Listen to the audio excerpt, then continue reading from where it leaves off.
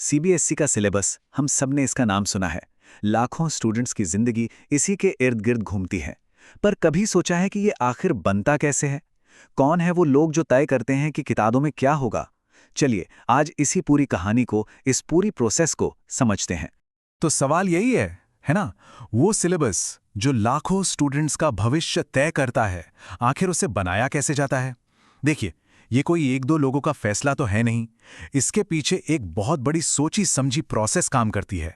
तो सबसे पहले आइए इसी प्रोसेस को खोल कर देखते हैं कि ये सिलेबस बनता कैसे है, कौन लोग इसमें शामिल होते हैं, क्या स्टेप्स लिए जाते हैं। मोटे तौर पर देखें तो ये पूरा काम 4 बड़े स्टेप्स में होता है।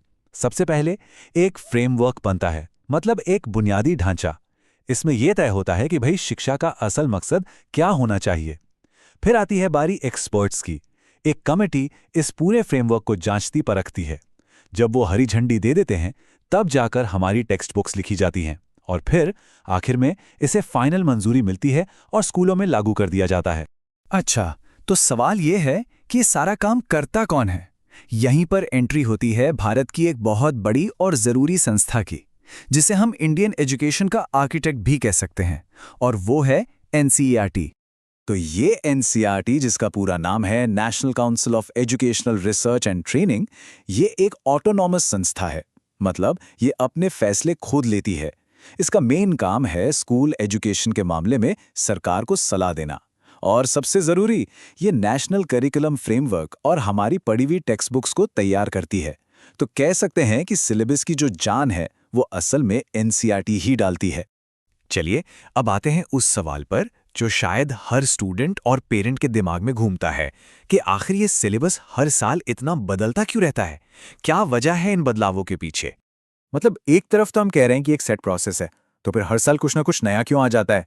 सिलेबस इतनी जल्दी जल्दी क्यों बदल जाता है? क्या इसका मकसद सिर्फ कंफ्यूजन बढ़ाना है या इसके पीछे कोई बड़ी सोच है? देखिए, असल में ये जो बदलाव है ना, ये एजुकेशन को देखने के नज़रिए में एक बहुत बड़े शिफ्ट का इशारा है। पहले जोर किस पर था? रट्टा मारने पर, जिसे हम रोट मेमोराइजेशन कहते हैं। लेकिन अब फोकस पूरी तरह बदल गया है। अब जोर है कॉन्सेप्चुअल अंडरस्टैंडिंग पर। मतलब सिर्फ रटो मत, कॉन्सेप्ट को दिल से समझो और ये सीखो कि उसे असल जिंदगी में कैसे इस्तेमाल करना है।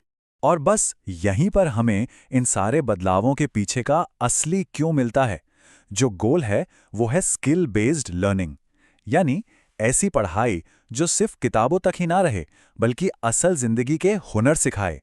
तो सबसे बड़ी और सबसे ज़रूरी बात यही है, मकसद स्टूडेंट्स को सिर्फ रटाना नहीं है, मकसद है उन्हें सिखाना।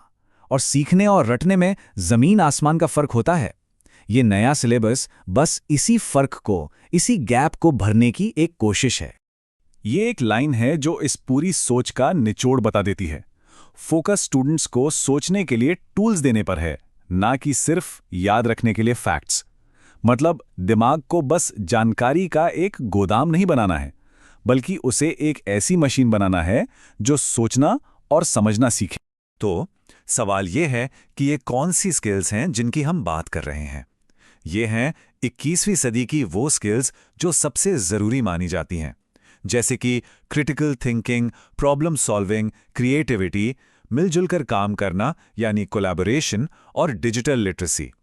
आज की दुनिया में अगर आगे बढ़ना है तो ये स्किल्स किताबी ज्ञान से कहीं ज़्यादा काम आती हैं।